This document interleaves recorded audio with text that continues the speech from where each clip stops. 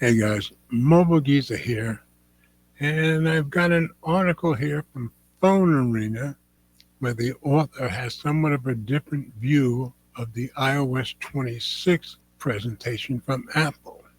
Many of us, like myself, were somewhat impressed by the features and the slickness of liquid glass. This guy's not going for it. So let's go take a look at the article. Let's do this!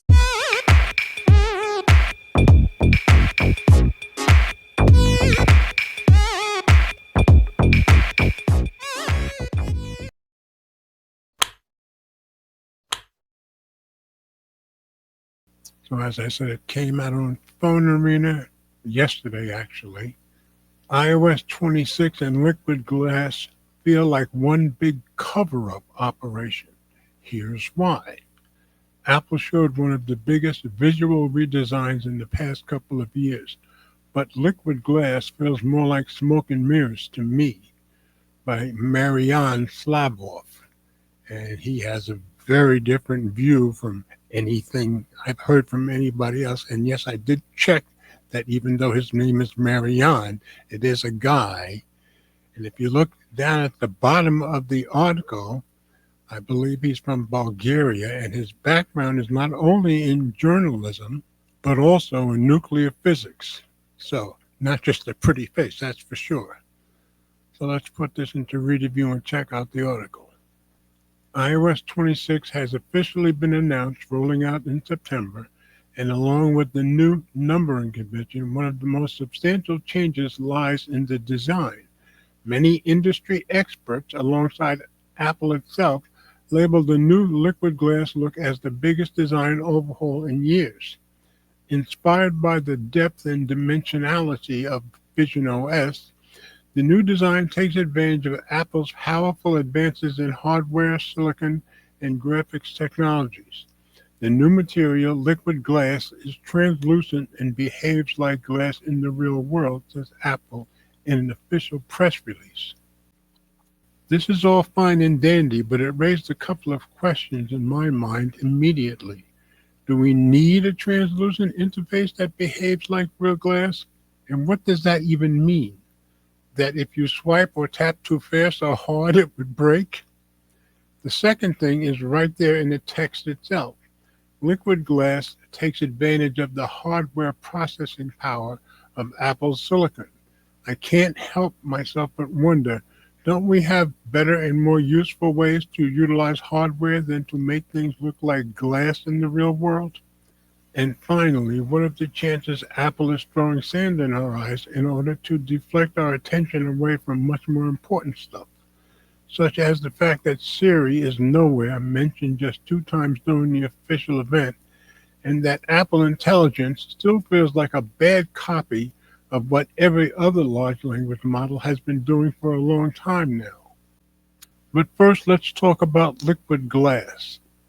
Form over function. People like pretty things. There are lots of reasons why we love polished and good-looking things, smartphone interfaces included. Some of these things are rooted deeply in our brains from prehistoric times, while others we've learnt to value a bit later in our evolutionary journey. Evolutionary basis of aesthetics.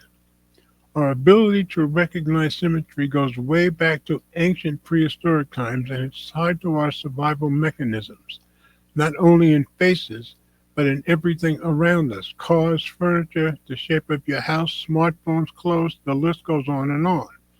It's a well-known phenomenon, and even though we're trying to escape it and appraise things for other qualities, it's so visceral that most of the time it's beyond our conscious efforts. Neuroscience and psychology of aesthetics. How does this work? Basically, without getting into boring scientific details, visually pleasing things activate a circuit in our brain tied to the dopamine reward system. Put simply, you feel good when you see pretty things, and you also seek them actively. This leads to some very interesting effects on our ability to be objective, and one of these is called the aesthetic usability effect. The aesthetic usability effect. The aesthetic usability effect refers to users' tendency to perceive attractive products as more usable. People tend to believe that things that look better will work better, even if they aren't actually more effective or efficient. This lies at the core of many interface design decisions, including iOS 26 and Liquid Glass. This effect has also been used for decades. I think it should say if anyone has ever used Linux versus Windows or Mac OS, they know how powerful the first one can be, and at the same time how most people prefer the better looking OS. The decision happens almost instantly. Testing has shown that users form an opinion about a web page within 50 milliseconds of exposure. Liquid glass or smoke and mirrors? Back to the topic at hand. So people like pretty things, and Apple decided to make iOS 26 pretty with liquid glass. What lies behind this decision? Probably the fact that the smartest Siri Apple has promised us is still somewhere in school.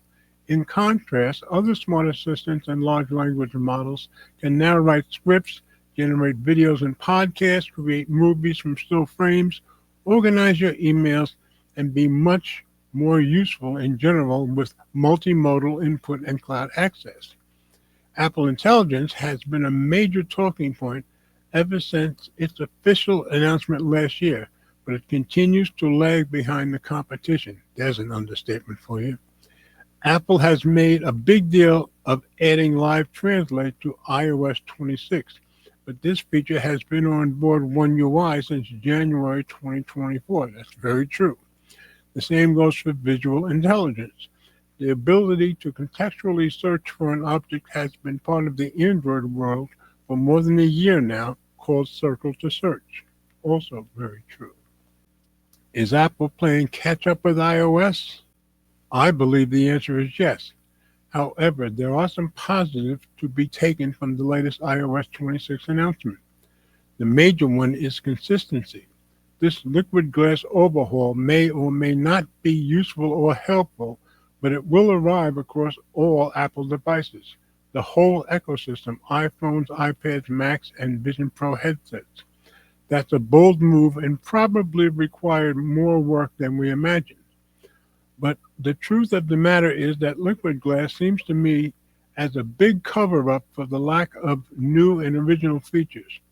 iOS 26 is playing the catch-up game, and it seems this will continue to be the case for some time. What do you think about liquid glass and iOS 26 in general? Happy with the new features and look? Do you think it's all hype and no real innovation? Slap your opinions down in the comment section below. So I thought this was a very unique and different opinion from most that I've seen and or heard. Just wanted you guys to see it also and see what you think about it. So as always, comments are welcome. Thanks for watching. And remember, if you like my content, please share the videos with friends, family, or whomever you think might be interested.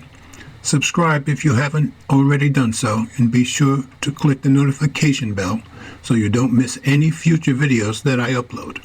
And please hit the thumbs up, as it does help with the algorithm.